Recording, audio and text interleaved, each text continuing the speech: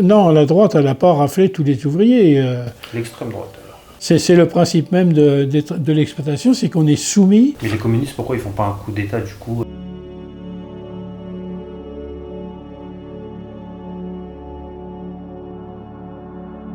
Est-ce que tu peux te présenter?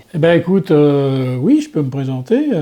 Je m'appelle Dominique, je suis un retraité du chemin de fer. Depuis 2006, je milite depuis l'âge de 18 ans. Là, t'as quel âge? Sans indiscrétion, bien sûr. Non, c'est pas indiscret, j'ai 72 ans. 72. Et t'as jamais arrêté de militer depuis? J'ai jamais arrêté de militer. Alors, il y a eu des hauts, des bas, c'est normal. Hein, tu milites pour quel parti? Moi, je milite pour Lutte ouvrière.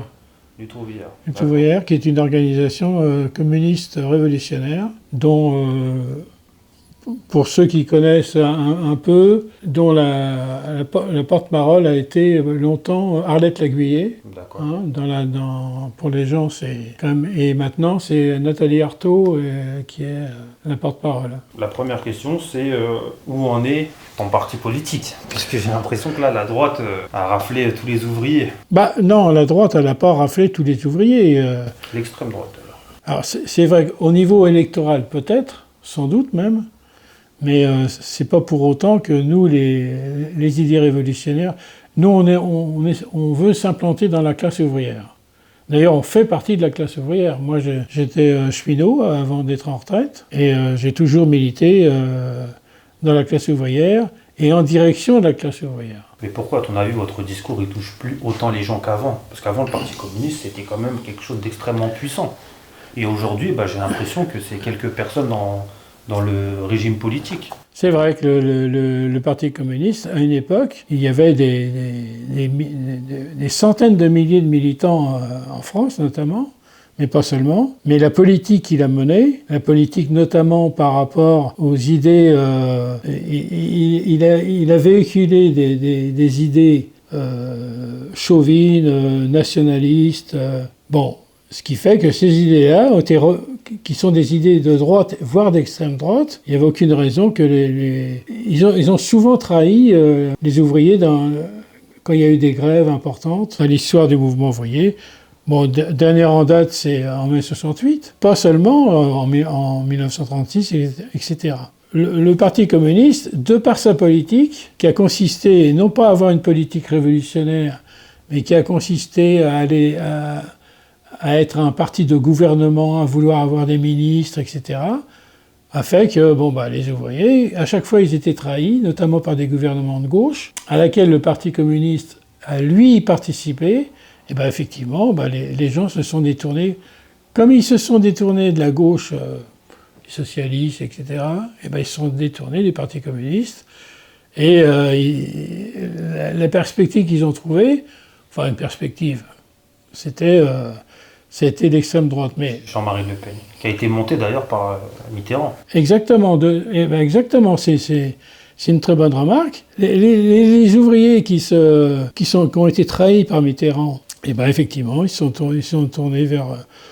quand on dit les ouvriers, c'était au niveau électoral. Hein. Maintenant, est-ce que ça veut dire pour autant que les idées révolutionnaires, les idées communistes, sont dépassées, que les ouvriers ont rejeté les idées communistes? Moi, je crois, c'est pour ça que je milite d'ailleurs, que ces idées-là vont être reprises par un jour ou l'autre par les travailleurs. Parce que de toute façon, ils n'ont pas d'autre perspective. C'est dans leur intérêt, mais moi j'ai l'impression que le Parti communiste, il s'est effondré parce que d'une part, il dépendait de la Russie, et la Russie qui a changé de modèle, qui s'est effondré, etc.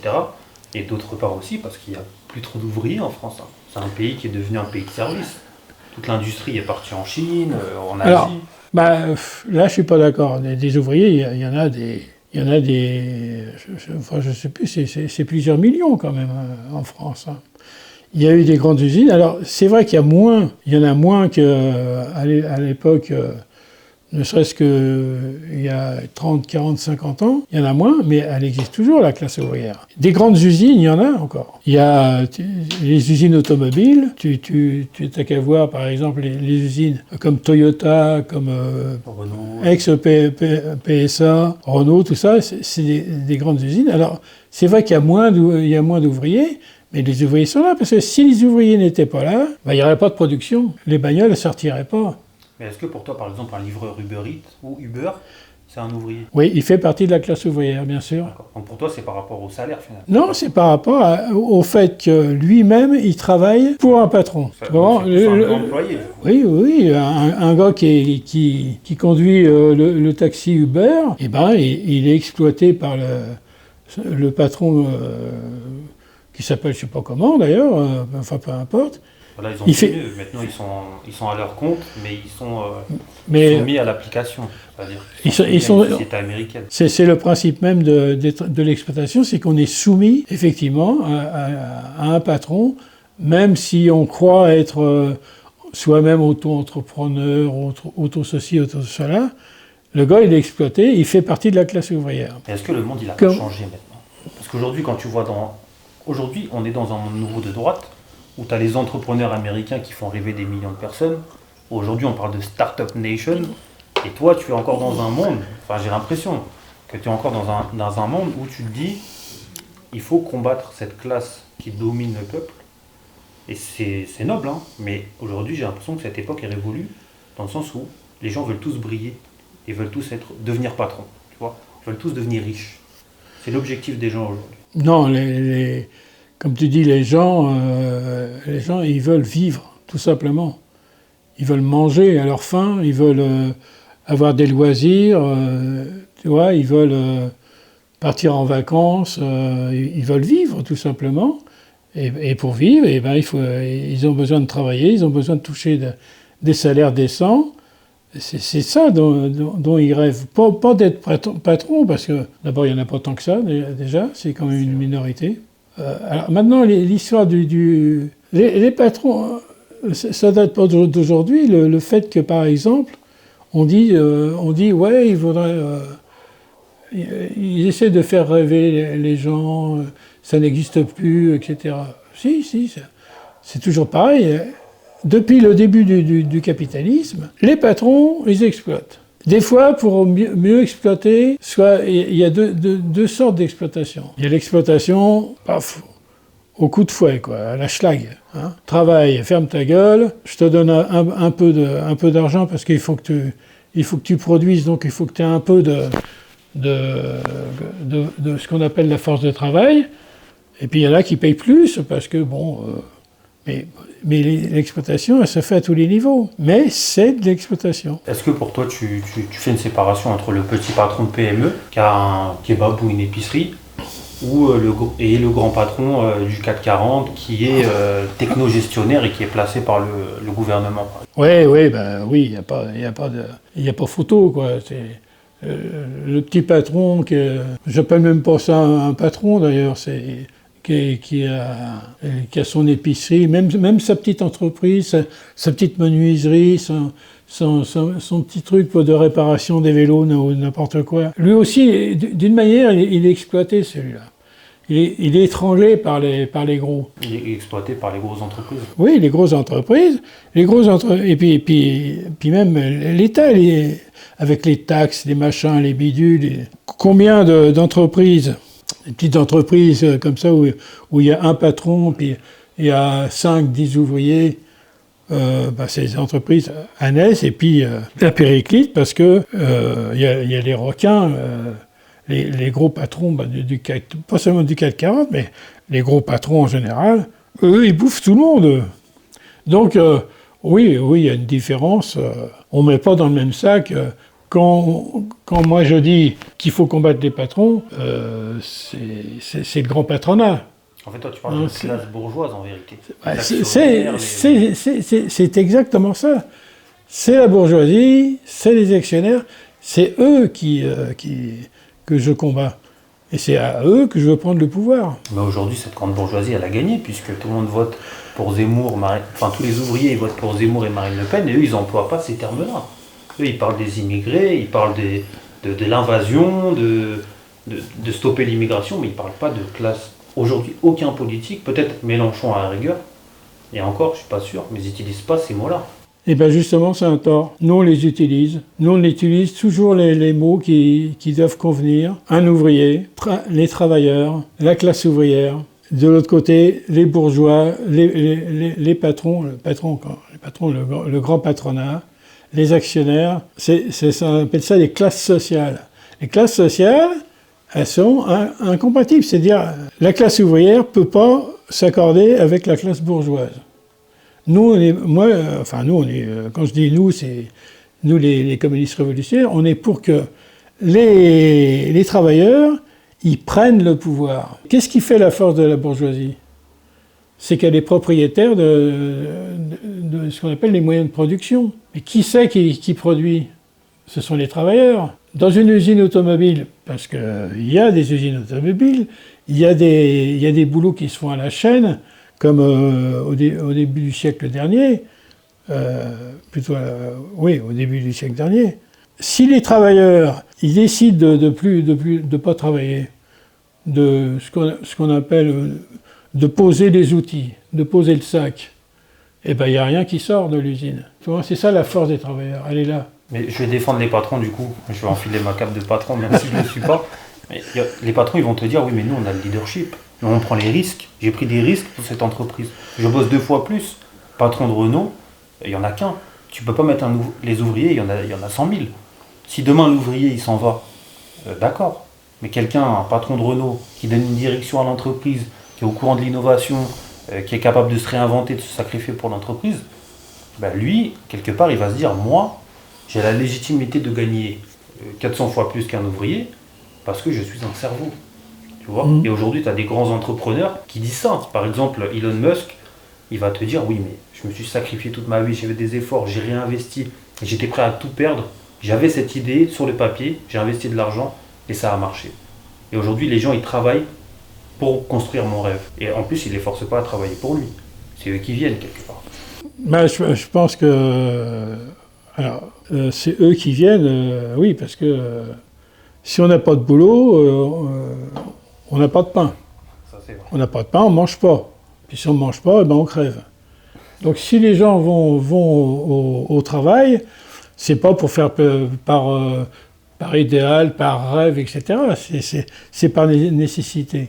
Maintenant, le patron qui est le grand patron, toutes sortes de patrons qui prennent des risques, moi ça me fait un peu sourire, parce que ceux qui prennent des risques, moi je pourrais t'en présenter des milliers de gens qui prennent des risques tous les jours. Combien il y a d'ouvriers qui meurent dans les chantiers? Combien sont morts ou vont encore mourir pour les chantiers qu'ils font en ce moment pour les Jeux Olympiques et tout ça, là, tous les chantiers? Il y a plein d'ouvriers qui meurent tous les jours. Ça, on n'en parle jamais. En France, tu parles ou au Qatar? Non, en France, les Jeux Olympiques qui vont avoir lieu l'année prochaine. Le Qatar, justement, le Qatar, par exemple, combien d'ouvriers sont morts pour construire des stades dans des conditions incroyables? C'est de l'ordre de milliers de travailleurs qui sont morts. Là, les travailleurs, ils prennent des risques. Aujourd'hui, les gens s'en foutent. Tant que, déjà, c'est loin, pour eux, c'est loin, eux, ils regardent leur salaire, ils veulent une augmentation. Oui, mais c'est au sens, c'est quand on parle de risque, les patrons, moi, ça me fait sourire quand les patrons qui prennent des risques. Par exemple, toi, tu veux créer une entreprise, tu investis 10 millions, tu as le risque quand même de perdre 10 millions d'euros et de retourner dans la classe ouvrière. Mais ça me dérange pas de retourner dans la classe ouvrière parce que j'en suis pas sorti. Hein, de toute façon. Non, mais si tu étais un grand patron, tu avais 10 millions d'euros. Oui. Si c'est par exemple dans une entreprise, tu prends un risque de tout perdre. Oui, mais est-ce que c'est un risque pour lui de paumer 10 millions d'euros? Alors qu'il a dû encaisser des millions et des millions et des milliards, enfin encaisser en plus, grassement avec les subventions, les machins, les bidules que le gouvernement verse généreusement à ces grands patrons-là. Non, ils prennent pas des risques. Moi, ce que prendre des risques, c'est travailler sur un grutier dans un chantier. Il prend bien plus de risques que le patron de Renault, tranquillou, dans son bureau. D'ailleurs, c'est même pas le patron, c'est le patron, et puis ce qu'on appelle le conseil d'administration, c'est tous ces gens-là, les actionnaires qui... Franchement, ceux qui prennent des risques, c'est ceux qui sont sur les autoroutes, les gars qui font qui sont en camionnette et qui font les dépannages, etc. Eux prennent des risques. Le travailleur qui va au boulot le matin, à 5 h du matin, pour aller embaucher à l'usine, après plusieurs jours de boulot comme ça, il prend bien plus de risques, il y a un risque d'accident, etc. Combien il y a de morts dans les usines tous les jours, il y a des morts. Mais par exemple, si on te parle de Steve Jobs, qui a créé, bon, c'est la légende, mais qui a créé dans un garage une entreprise de fabrication de téléphones qui a fini avec une valorisation boursière je crois que c'est plus de 2000 milliards, je crois, de valorisation boursière. Alors, ils se sont mis dans un garage, ils ont tout misé, peut-être ils n'ont pas pris de risques physiques concernant leur vie, mais ils ont énormément investi de temps, d'énergie, peut-être des sacrifices en termes de santé, en termes de vie familiale, et cet investissement-là qu'ils ont fait personnel, sur le long terme, il a payé. Aujourd'hui, toi, tu es concentré sur uniquement l'ouvrier qui travaille dans l'usine qui crée le téléphone. Mais lui, il va te dire, si j'en suis arrivé là, c'est parce que j'ai été un requin, j'ai tout donné pour cette idée, et aujourd'hui, si j'exploite des Chinois, par exemple en Chine, dans les usines de fabrication, c'est parce qu'on vit dans ce monde-là, dans un monde capitaliste, où il faut faire le plus de profit possible, et si je ne le fais pas, quelqu'un d'autre va le faire. Oui, mais justement, c'est ce que tu dis, c'est vrai. On vit dans un monde où il faut faire le plus en plus de profit, au risque que la planète soit complètement démolie, au risque que des gens meurent au travail par dizaines, voire centaines, etc. Donc oui, il y a... Mais ce genre de risque, c'est les travailleurs qui le prennent à chaque fois. Non, mais toi, qu'est-ce que tu penses, par exemple, de l'histoire de Steve Jobs, qui a fabriqué dans son garage. Oui, mais là, même ça me fait sourire. Steve Jobs, enfin, je sais pas, enfin, moi, ça me... C'est comme à l'époque, on disait, le gars qui a créé Citroën, les voitures Citroën, par exemple, c'est pas, ou Ford, il était dans un petit garage qui avait, avec une clé à molette, enfin bon, je sais plus, mais enfin... L'histoire, elle est toujours nuancée. Hein, c'est toujours le go, puis chaque jour, etc., pouf, pouf, et puis il est devenu, bon, d'abord, je vois pas en quoi il prend un risque en travaillant dans un garage, déjà, premièrement, et puis... il y a quand même un sacrifice derrière. Non, il n'y a pas... Non, c'est pas ça, un sacrifice, c'est autre chose, un sacrifice. Il faut passer au début,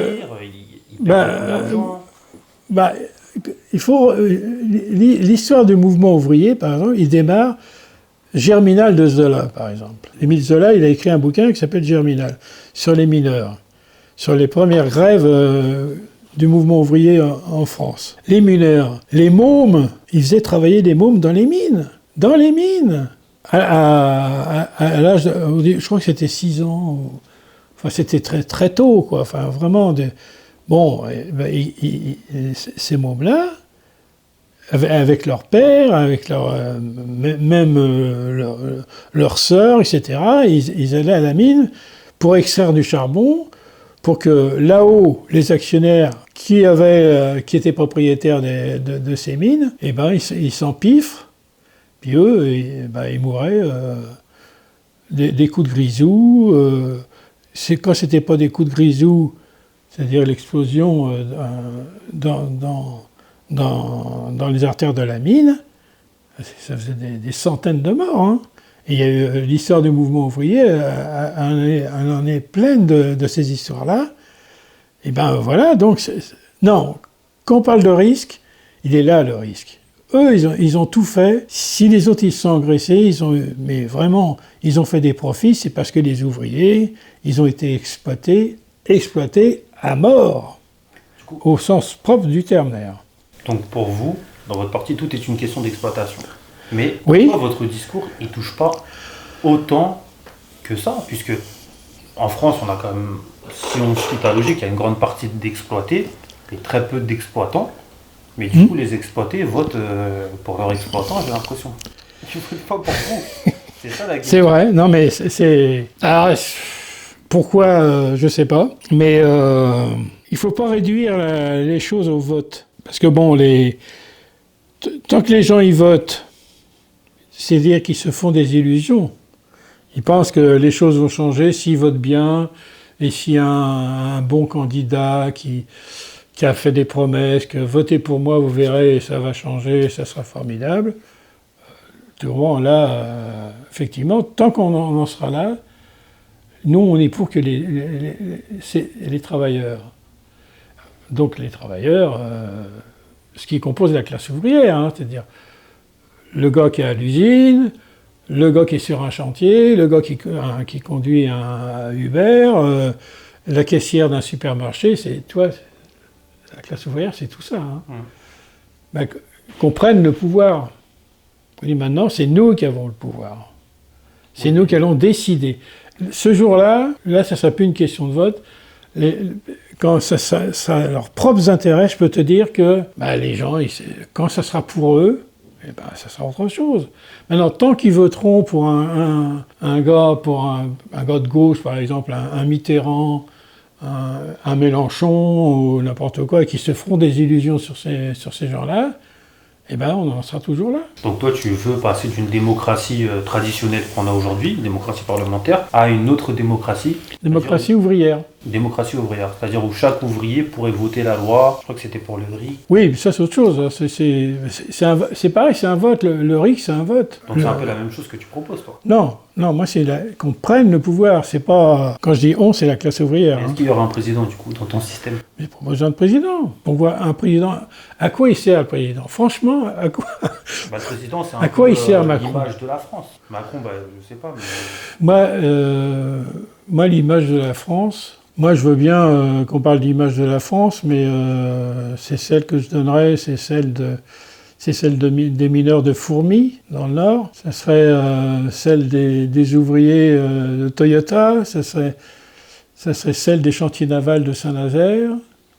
Moi, je veux bien. Ça, c'est philosophique, mais l'humain, il a besoin d'un leader. Il a besoin de quelqu'un au-dessus de la pyramide.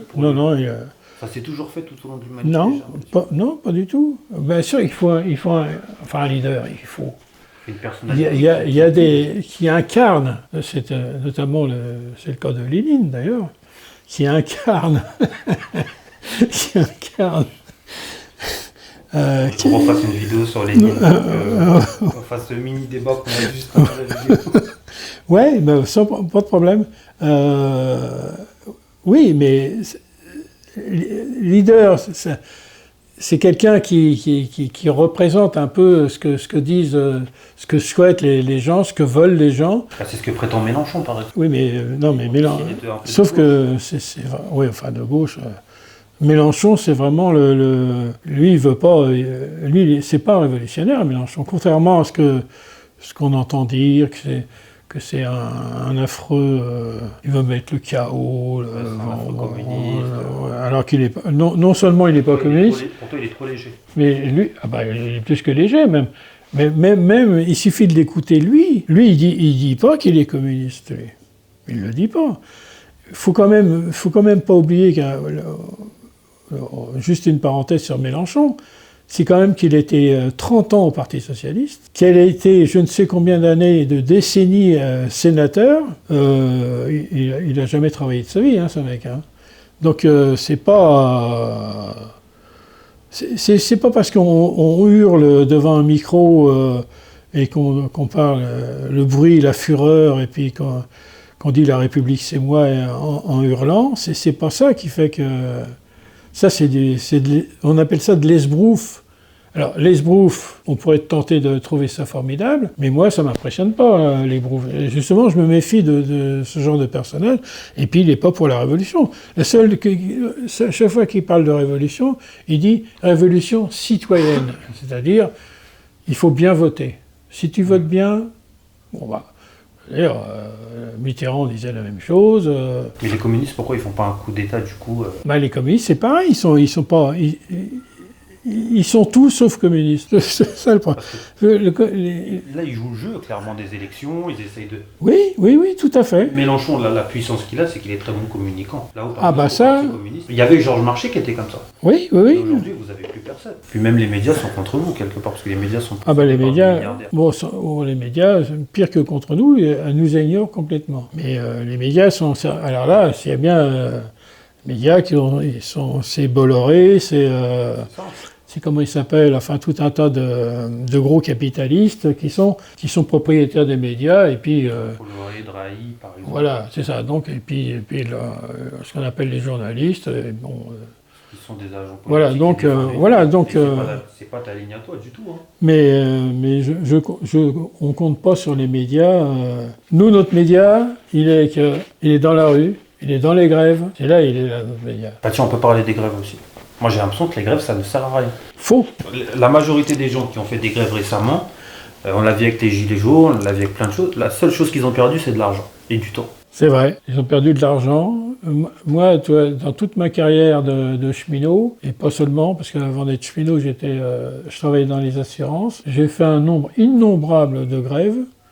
J'ai pas comptabilisé ce que j'ai perdu comme argent, mais en tous les cas, j'ai gagné en fierté. Maintenant, les grèves, s'il y a les congés payés aujourd'hui, c'est les gens ils partent en vacances, tout ça, ils disent oui, ils sont contents.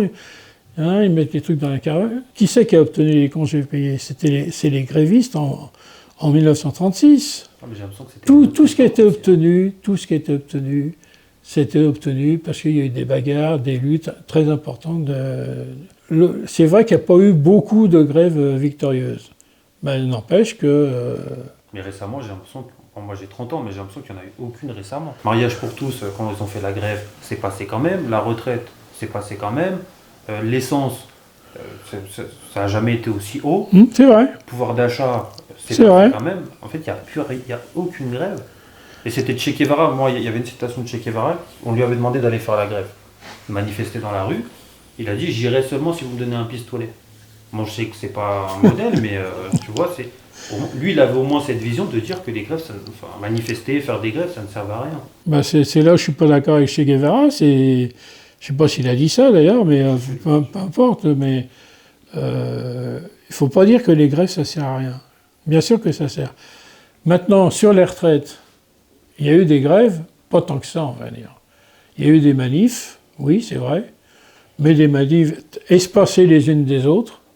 C'est sûrement pas comme ça qu'on peut arriver à quelque chose. Des grèves dans les usines, dans les entreprises, des grèves déterminées, il n'y en a pas eu sur les retraites. Ça, c'est faux, ça. Il y a eu des débrayages, il y a eu les manifestations, mais tout ça est espacé. C'est pas comme ça qu'on gagne.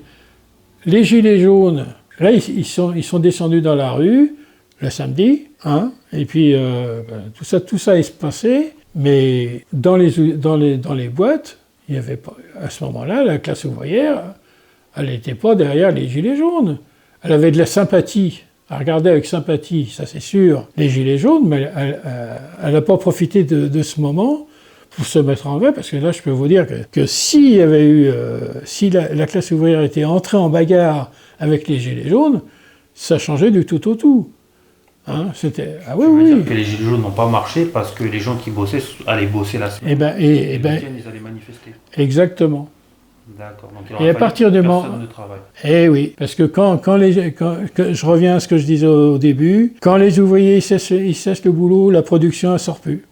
Et si la production ne sort plus, les profits pour les patrons, ils ne rentrent plus. Et là, ça commence à grincer, quoi. Mais s'il n'y a pas de leader qui réunit tous ces gens-là. Bah, par exemple, si moi je suis cadre dans l'informatique, je gagne 4 000 € net, pas besoin d'aller. En plus, j'ai pas forcément envie de perdre mon travail, de me mettre en risque. Moi, je suis plutôt bien. Je laisse les gens, entre guillemets, en difficulté manifester. Parce qu'il n'y a personne qui relie les uns et les autres. Il n'y a pas de tronc commun, il n'y a pas de. Chacun pour soi aujourd'hui. Alors, chacun pour soi. Alors, ce qui est vrai. Une chose qui est vraie, c'est qu'il n'y a pas de quelque chose qui pourrait relier. Bon, il y a les syndicats, mais bon. Mais ce qui manque à la classe ouvrière aujourd'hui, depuis un certain temps, c'est qu'il n'y a pas de parti de la classe ouvrière. Et nous, ce qu'on veut construire à la lutte ouvrière, on veut construire ce parti. Là, justement, ce mot relier, il est juste. Il permettrait de relier l'ensemble des travailleurs, l'ensemble des luttes, si on construit ce parti-là. Et moi, l'objectif que j'ai avec mes camarades, c'est de construire ce parti pour qu'un jour la classe ouvrière, elle ait effectivement cet outil indispensable à la classe ouvrière afin de de rentrer en bagarre, de gagner et de prendre le pouvoir. Là, c'est vrai que cette notion de relier est très juste. Et aujourd'hui, ça manque. Ça manque cruellement à la classe ouvrière. Et pas seulement en France, d'ailleurs, hein, dans le monde entier. Hein. Parce que là, on parle de la France, mais moi, je me situe au niveau aussi international, parce que je suis internationaliste. Hein, pour moi, la classe ouvrière, elle est internationale. Mais du coup, Qu'elle soit chinoise, qu'elle soit américaine, d'Amérique du Sud, tu vois, il y a nos intérêts, la classe ouvrière, elle est internationale. comme l'élite aujourd'hui est internationale aussi. Oui, mais moi, enfin, je sais pas. Aujourd'hui, tu as des multinationales qui sont présentes dans 150 pays. Oui, mais d'autant que c'est d'autant plus nécessaire de construire une internationale ouvrière. Ça, c'était un rêve qui a pas marché. Hein. Ça a marché, si, ça a marché. Il y en a eu 3, même une 4e. Il y a eu 4 internationales. Bon, ça a donné... ça n'a pas marché au sens où ça n'a pas donné... il y a eu le stalinisme, il y a eu tout ça qui fait que ça n'a pas abouti, quoi. Mais ça a existé aussi, bien sûr. À une époque, la 3e internationale, c'était des millions d'ouvriers qui étaient organisés. Mais j'ai une question, on va finir sur ça, après on essaiera de passer à un autre point. Comment tu veux internationaliser les ouvriers, sachant qu'il y a des cultures qui sont différentes? La culture chinoise n'est pas la culture française. Un Chinois, il n'a pas forcément le même logiciel d'aliénation qu'un Français. Par exemple, le Français, il est gueulard, il fait des associations, il se bat pour ses droits. Le Chinois, il a cette culture de je travaille, je me tais, et tant que je travaille, tant mieux. Et je sais pas, je connais pas très bien la culture chinoise, mais peut-être que je me ferai réincarner dans une autre vie où je serai mieux. Et on le voit bien, aujourd'hui, les usines chinoises, c'est 14 heures de travail par jour, il n'y a aucune révolte là-bas. Alors, ça, c'est faux. C'est faux parce que on pense qu'il n'y a qu'en France, parce qu'on est gueulard, etc. Bon. D'abord, des grèves en Chine, il y en a eu. Puis des grèves insurrectionnelles, révolutionnaires, il y en a eu. Hein, mais, bon. Récemment ou... Non, pas récemment, mais il y en a eu en 1927. Il y en a eu la révolution chinoise, elle n'est pas venue par hasard. Hein, même si c'était une révolution qui n'était pas une révolution ouvrière. Mais il y a eu des grèves très importantes en Corée du Sud, qui n'est pas... c'est pas une question de culture, pas culture. Moi, je vais te citer un exemple personnel. Moi, j'ai travaillé au triage de Villeneuve pendant un certain nombre d'années. Le triage de Villeneuve qui est à côté, là. Au triage de Villeneuve, il y avait beaucoup de... Dans les années 70, il y a eu des ouvriers cheminots marocains qui sont venus travailler en France. Et notamment au triage de Villeneuve, dans l'industrie automobile, etc. Moi, j'ai travaillé des dizaines d'années avec des ouvriers marocains. On était potes, on a fait grève ensemble. Là, il n'y avait pas une histoire de culture différente, etc. Bon, j'avais plus tendance à boire du thé, et puis moi, plus tendance à boire du café, des trucs comme ça. Mais ça, c'est des différents... Ou du vin, oui. Mais il n'y avait pas... On avait un intérêt commun, c'est-à-dire qu'on faisait partie de la même classe. Quand on était en grève, il y a... Momo, c'était un camarade de travail. Ah, mais Momo, est-ce qu'ils ne l'ont pas ramené? Est-ce que les patrons ne l'ont pas ramené parce qu'ils connaissaient moins ses droits que toi, peut-être aussi? Et que potentiellement, il a... Oui, mais enfin, non, je sais, enfin, il l'a ramené surtout pour les faire travailler à des postes très durs. C'était surtout ça. Maintenant, au contact des travailleurs, français, enfin, qui avaient effectivement peut-être des traditions un peu plus sur les grèves, etc., les syndicats et tout ça, au contact, ces travailleurs marocains, au contact de ces travailleurs français, on avait des intérêts communs, on était pareil. On était pareil, même si des fois on ne parlait pas la même langue, mais on avait la langue universelle dans la classe ouvrière,